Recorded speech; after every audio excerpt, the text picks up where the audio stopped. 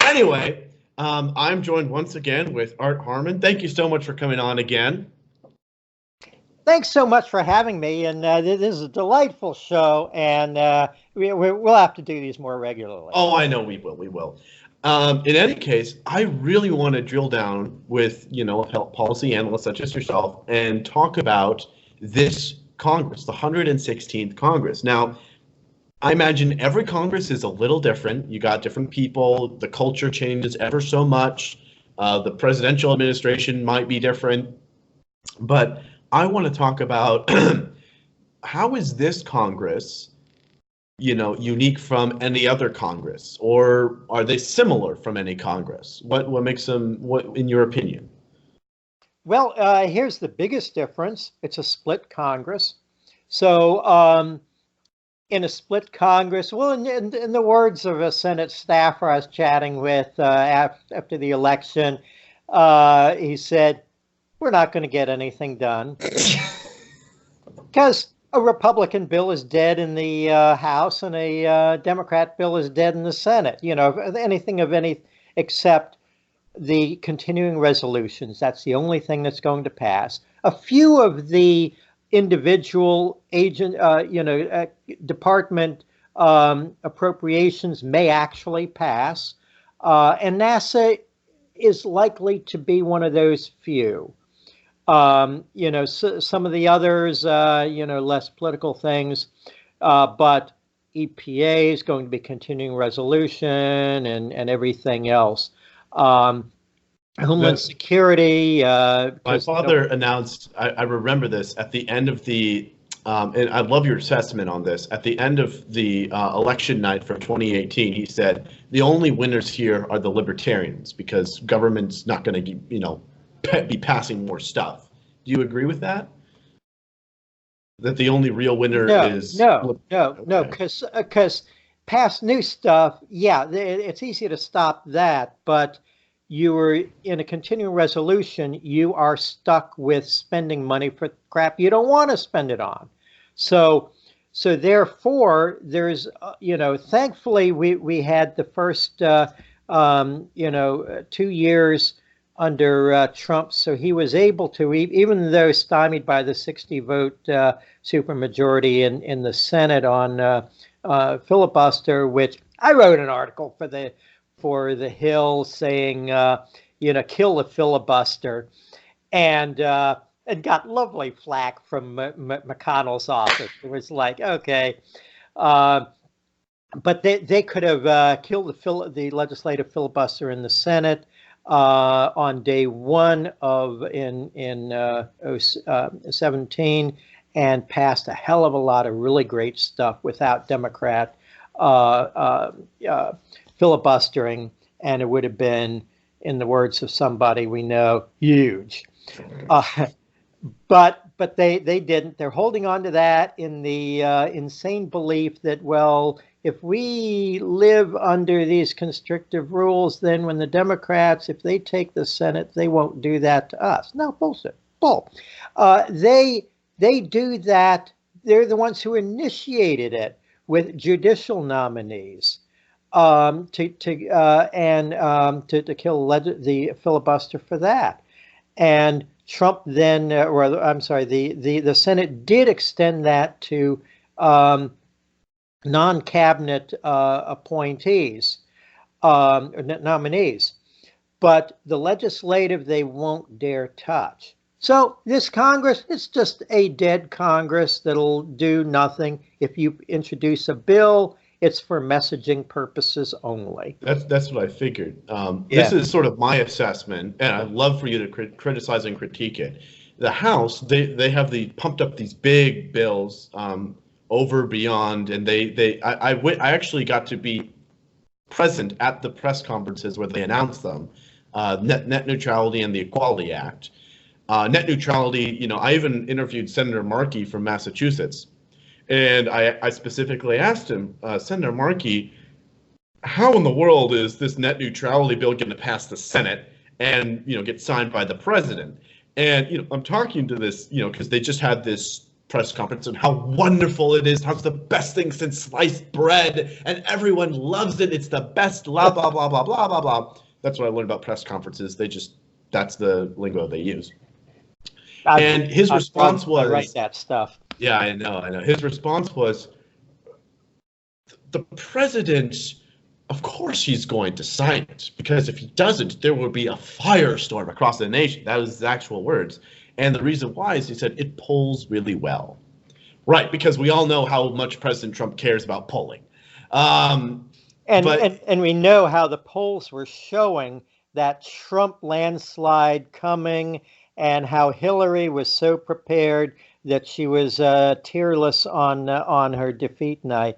Thank you, pollsters. So that's kind of how they brand that bill, and also the Equality Act. I really think that the Equality Act only exists to be a cudgel for Republicans. How dare you stop this? Of course, yeah. But the only person that's going to be criticized is Mitch McConnell, and Kentucky is not exactly a place that is demanding you see the Equality Act. In any event, though, that's what it seems what's up with the House. They're just going to pass all these stupid bills that won't really do anything of consequence, but they just use it as a cudgel for Republicans. And over in the Senate, they're not bothering with legislation at all. I've looked at their schedules. They're just cranking out judges. That's all they're doing. This is the brilliant thing of McConnell. Criticize him for everything that is fair, that he blocks, that he doesn't do, that would benefit conservatives. But on judges, the guy is passionate. You saw how he pushed Kavanaugh in face of terrible opposition. The Senate is just a judge factory. That's all they're doing, just cranking them out. Yeah. Yes. Now, for executive nominations, absolutely rotten. In fact, the president tweeted, I think last year, at the rate the Senate is going, it'll be 9 years before you confirm all my nominees. Case in point, one of my sort of pet projects, if you will, is the Voice of America. This is America's voice. Radio transmissions around the world to counter foreign propaganda, to let people in oppressed countries know there's hope, and to let them learn the real facts about their own country, like, say, Tiananmen Square. And yet the Senate has been sitting on the nomination of the Trump nominee for to run Voice of America. And this is really, really bad, because the existing Obama leadership there is effectively pro-Iranian, pro-Chinese. What? Yes, absolutely. When a year and a half ago, when the Iranian demonstrations started en masse, they actually were silent for like 2 days before they even mentioned demonstrations. They should have been covering it 24/7 and beaming that around the world and through Iran, so everyone in the smallest village knows that people are standing up for freedom. And then when they started talking about it, they talked about it in ways like balance. It's like, there was one article, a puff piece, saying Iran, a country with an appointed leader and an elected president. What? I wanted to reach for the barf bag. That this was what? It was exactly Iranian propaganda. Or even worse, let's take it one step worse, because what can be worse than that? Okay, China. So I've been helping the folks of Voice of America to reform their agency. We in Congress, we fought for a bill to reform it, and it indeed passed in I think 2014 or 2015. And so But there's some really wonderful people at Voice of America, people who have dedicated their lives to it. So, who exactly do people, when they call up their senators and say, "Hey, vote to confirm this guy, get out X, X guy"? What exactly do they say? What is the process people do? They would, well, particularly call members of the Senate Foreign Relations Committee and say, please have hearings on Michael Pack, P-A-C-K, to be the CEO of the USAGM, which is the overall agency that runs it, U.S. Global Media, and then call your own senators and say, please confirm his nomination when it comes to the floor. So you got to have the hearings first. McConnell has not done that. What's he waiting for? Is he just judges? Is that because is he just laser focused on that? It's just judges getting lower people. I mean, they do get through, but it is a much slower path. Hence, Trump saying my executive nominees are, it'll take 9 years for you to confirm them all. So a friend of mine, Sasha Gong, who used to work at Voice of America, and several other people of their Mandarin language section, they went up to New York to interview a Chinese whistleblower. They got permission from all their aboves to go, the budget for the travel and so forth, the airtime, stuff like that. It was all approved. Then a funny thing happened. The Chinese Foreign Ministry and the Chinese Embassy called the Voice of America, saying, you must, censor this. Now, if I was at the Voice of America, I would start laughing uncontrollably, and then I would say, "Oh, really? Oh, and now you're threatening to cancel the visas of our Beijing bureau? Okay, well, here's what we're going to do for you. We're going to have some fun with this. We're going to be running 24/7 with stories about Chinese censorship and human rights in China and why Chinese people should have the right to elect their own government and speak freely. And then we're going to have a huge welcoming party at Dulles when you kick out our Beijing bureau. We're going to make them into heroes. They're going to be at the White House and so forth. It's going to be fun." Right. Okay. But, no, you know what they did? They then, at the orders of a foreign dictatorship, one of our top 2 strategic long-term threats, they ordered the staff, while the interview is actually in progress, to spike the interview. They yanked the plug. Really? Interview. And so this then created a firestorm of public opinion around the world, people doubting Voice of America. This is where around the world you'll find, in some of the most brutal countries in the world, people under the covers of their bed listening with an earphone to a little radio, to hear what's happening, what's the real news about their own country. North Koreans, Tibetans, and so forth. So to hear news about their own country, they have to listen to America, who has got people. It's sort of like a third party to listen to what's local. That's a weird concept for us Americans to consider.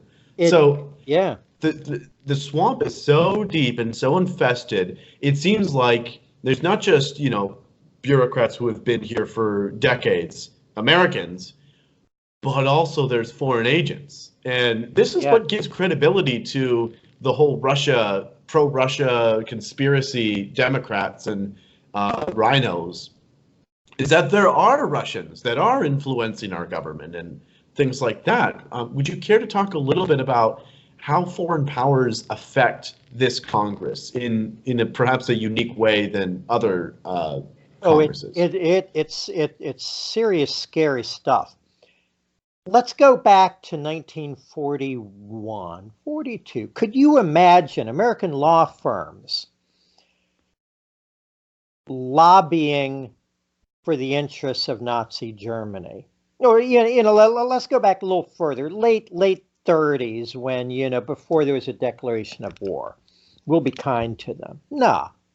Could you imagine during the Cold War, American law firms and lobbyists and corporate interests saying, we have business interests in the Soviet Union and we want you to lay off, sanctions and military buildups that scare the poor people in Moscow? No, it would have been unthinkable, but that's what you've got today. Go into and in fact, when we were in Congress, there was a lobbyist who came to us and said, "No China bashing." What? Yeah, they'll openly say that because why? All their bread is buttered in Beijing. The Fortune 500 is so sold out to China and foreign countries. It was Boeing about 20 years ago. The CEO said that something like, "We are delighted to not be an American company." And this is around the time that they ceased building everything themselves. And they started farming out other countries key elements of aircraft. So that one of the things that Boeing had always had sort of a lock on the greatest technology in the world was for some reason, it was building the wing box, sort of the box-like section of the center of the wing of aircraft. And it was something that Boeing really had, perfected, and it was just better for whatever reasons. Where are they doing that now? Five letters, China. Interesting. So, and guess what China is doing with the technology they get from these joint ventures?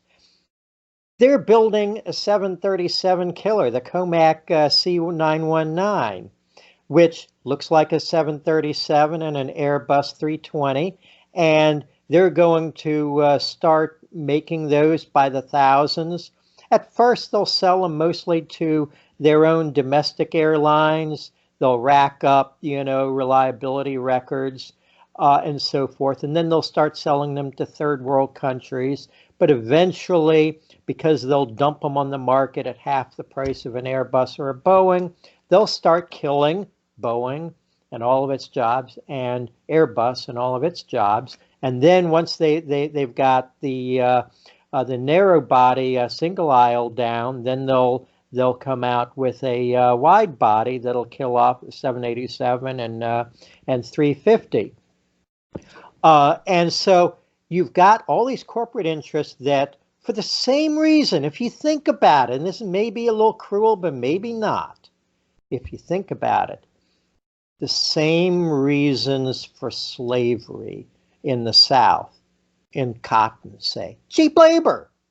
So, and really, in many ways, what you have in China particularly is slave labor in some degrees. If you buy a dollar store item and it doesn't have like an American brand, like, a little set of toys or something, toys especially, some other things like that, those are often made in factories owned by the People's Liberation Army, and some of those are at concentration camps. So really? If you were a Tiananmen Square demonstrator and caught, or you were a Falun Gong practitioner, peaceful religious practitioner, you're in jail now in a concentration camp 1,000 miles from home, and you are 7 days a week, probably for 12 or 14 hours a day, making products that then are used as revenue for the Chinese People's Liberation Army, so that they can build their new generations of hypersonic weapons and things like that.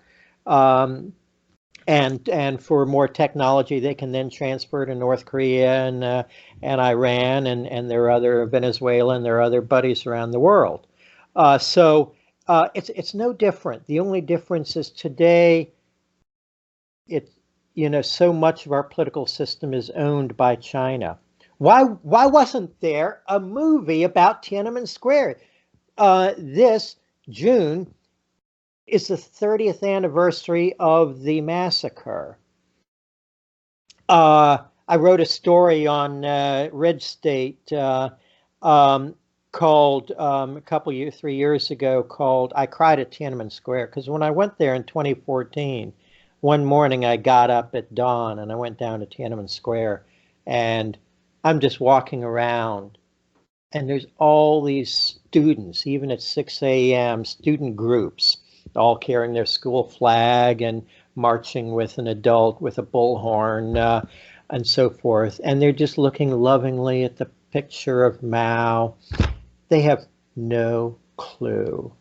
And I started to cry because all of a sudden I sort of looked around and I could imagine with my mind the tanks and the millions of people crowd into that square, and they're holding up signs saying democracy and freedom, and they're holding that huge statue of sort of a takeoff for the Statue of Liberty that they call the goddess of democracy and freedom. And then the tanks rolled, and then Tank Man held them at bay for a moment, and then the guns fired and so forth. And that's the regime that these folks not only send our manufacturing to, which is why Trump helped get elected, but they it's the regime that's subverting us everywhere. Why was there no movie? Well, Disney's partly owned by a Chinese company. In fact, most of our major media has interests of one way or another. Now, many of the other studios, well, studios now see China as one of their biggest markets for their films. Mm-hmm. In fact, there was one of them, I think it might have been Disney, don't quote me on that though, where they were delighted to have Chinese censors in the studios while making movies. Because if you say the wrong word, then China will say that movie's not coming here. And so they were saying how wonderful it was to be able to have them on site so that we don't make a mistake and have to fix it in editing or reshoot something. And they literally do that. So every movie, every major motion picture is pre-censored by Beijing. And you'll see favorable attention cast to China, the space movie Gravity. China was sort of a minor hero in it. Lots of other things where, there was a Bond movie. I think it was a Bond movie where North Korea was the ogre, not China, and so forth. So you'll never see a major picture on Tiananmen Square. You'll never see any American Fortune 500 defending human rights. And that includes all the big media companies, all the newspapers, all the TV. They will be silent. I really, this conversation took such a gripping turn. I've been on the edge of my seat this whole interview, but I really am sorry. We're going to have to cut it here. Folks, please go check out more of Art Harman stuff at SaveManSpace.com. And also, he's a contributor to Red State. Thank you so much for coming on again. Please, folks, don't forget to like, subscribe, and share. Talk about this with your friends because goodness knows, as he just explained, mainstream media will not be covering this. So if you want to get the information out, go to the source right here. Well, thanks so much, Alex, and what a pleasure and delighted. And we'll be back some other time with more fun stuff. Absolutely. Thank you so much again. You guys take care.